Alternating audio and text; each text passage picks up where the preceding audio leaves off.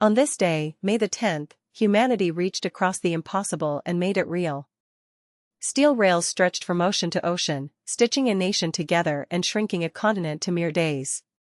Decades later, a captured weapon of war screamed skyward over American soil, carrying not destruction, but the first whispered promise of the stars. And in living rooms across the world, time itself became something we could capture, rewind, and relive at will. 3 moments. 3 revolutions. 1 date etched into the fabric of progress. This is the history that shaped your world, and you never even knew it. In 1975, Sony unleashed a revolution that would forever change how humanity consumed entertainment, placing the power of television itself directly into the hands of ordinary people. The Sony Betamax videocassette recorder arrived in living rooms across America on May 10, 1975, and nothing would ever be the same again. For the first time in history, families could capture television broadcasts and watch them whenever they pleased. The tyranny of the broadcast schedule was broken. Before this moment, television was a fleeting experience. If you missed your favorite program, it was simply gone, vanished into the ether like smoke in the wind. Families arranged their entire evenings around broadcast times. Dinner was scheduled, bedtimes were negotiated, and social gatherings were planned with one eye firmly fixed on the television guide.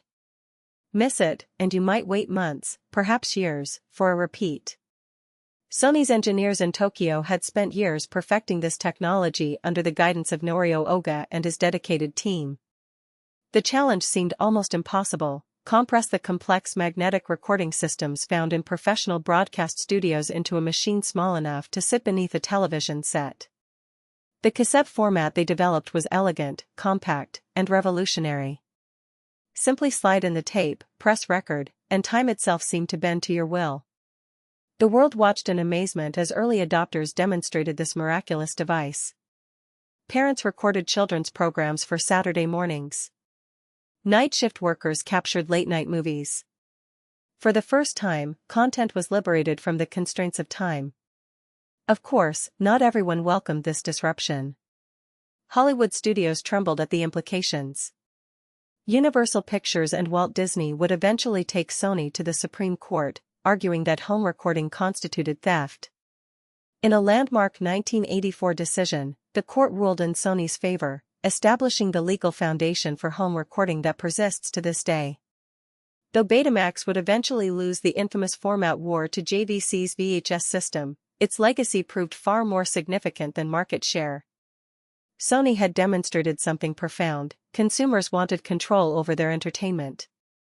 They craved the ability to pause, rewind, and replay their lives. That fundamental desire, first awakened by Betamax, echoes through every streaming service you use today. When you pause a film to answer the door, when you binge an entire series at 3 in the morning, when you skip back to catch a missed line of dialogue, you are exercising freedoms that Sony first imagined half a century ago. The Betamax may have faded into history, but on the 10th of May, 1869, a single golden spike was driven into a wooden railroad tie in the remote Utah desert, and in that moment, a vast and untamed continent was transformed forever. Before this day, America was not one nation, but 2 worlds separated by an impossible distance. The journey from New York to California could take 6 grueling months by wagon train across treacherous mountain passes and unforgiving deserts. Travelers faced starvation, disease, and the very real possibility they would never reach their destination. For most Americans, the Pacific coast might as well have been the surface of the moon. But visionaries dreamed of something extraordinary. Theodore Judah, a brilliant young engineer, spent years surveying the seemingly impossible route through the Sierra Nevada mountains. He died before seeing his dream realized, but his work laid the foundation for what would become the greatest engineering project the young nation had ever attempted. 2 railroad companies took up the challenge. The Central Pacific pushed eastward from Sacramento, California, while the Union Pacific built westward from Omaha, Nebraska. What followed was a race of epic proportions. Armies of workers, many of them Chinese immigrants and Irish laborers, carved tunnels through solid granite, built bridges across yawning canyons, and laid track across endless plains. They worked through blistering summers and brutal winters, through avalanches and explosions, often risking their lives for wages that barely sustained them. Nearly 7 years after construction began, the two lines finally met at Promontory Summit in Utah Territory. Telegraph wires connected to the golden spike would transmit the sound of the final hammer blow across the nation. When Leland Stanford swung his hammer, bells rang in Philadelphia, cannons fired in San Francisco, and the nation celebrated as one. The impact was revolutionary. A journey that once took half a year now required merely 6 days. Settlers flooded westward. Goods flowed in both directions. The buffalo herds would vanish, and Native American nations would face devastation. Towns sprang up along the railroad like pearls on a string, while others withered and died. America had become, for better and worse, truly continental. Today, we live in a world shaped by that golden spike. Our highways follow paths first blazed by railroad surveyors. Our cities grew where railroad executives decided to build stations. The very concept of standardized time zones exists because railroads demanded coordination across vast distances. Every package delivered to your door, every cross-country flight you take, every notion you hold of America as a single connected nation, all trace their origins back to that moment when iron rails finally linked two oceans and made a dream of unity into unbreakable reality. On a spring morning in the New Mexico desert, a weapon of war became a vessel of dreams. April 16, 1946. The Second World War had barely ended, and already humanity was reaching for the stars. The rocket that thundered into the sky that day was not born from American ingenuity. It was born from Nazi Germany's darkest ambitions.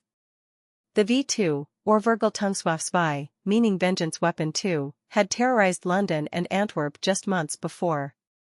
Now, standing upright on the barren sands of White Sands Proving Ground, it would write a new chapter in history.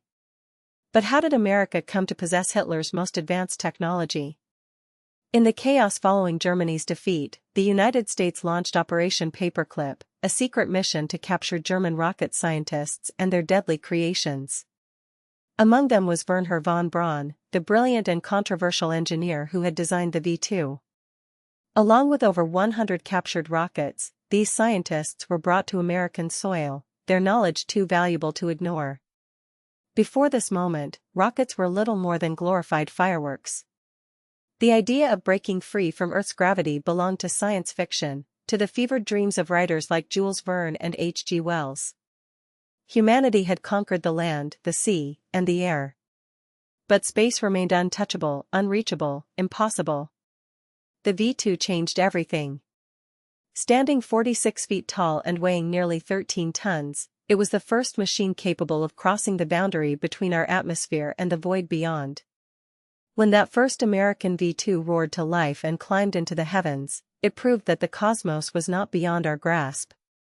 In the months and years that followed, White Sands became a laboratory for the impossible. Scientists strapped cameras, instruments, and even fruit flies to these converted weapons, gathering data that would one day carry astronauts to the moon. Each launch pushed higher, learned more, dreamed bigger. The significance of that first successful American launch cannot be overstated. It marked the birth of the American space program. It planted the seeds that would grow into NASA, into the Mercury missions, into Apollo, into the Space Shuttle, and into the International Space Station orbiting above us right now. Today, the legacy of that desert launch surrounds us in ways both visible and invisible. Weather satellites warn us of approaching storms. GPS guides us through unfamiliar cities. Telecommunications satellites connect billions of people across continents. Private companies now send rockets into orbit as routine business. 80 years ago, in the silence of the New Mexico desert, a former instrument of destruction pointed toward the heavens. And in that moment, humanity took its first true step toward becoming a space. From magnetic tape that changed how we watch, to iron rails that united a nation, to rockets that reached for the stars, each of these moments redrew the boundaries of what we believed possible. They remind us that progress often comes from those bold enough to build what others only imagined. So here's a question for you: which of these inventions do you think changed the world the most? Drop your answer in the comments. we'd love to hear your take. And if these stories sparked something in you, hit subscribe so you never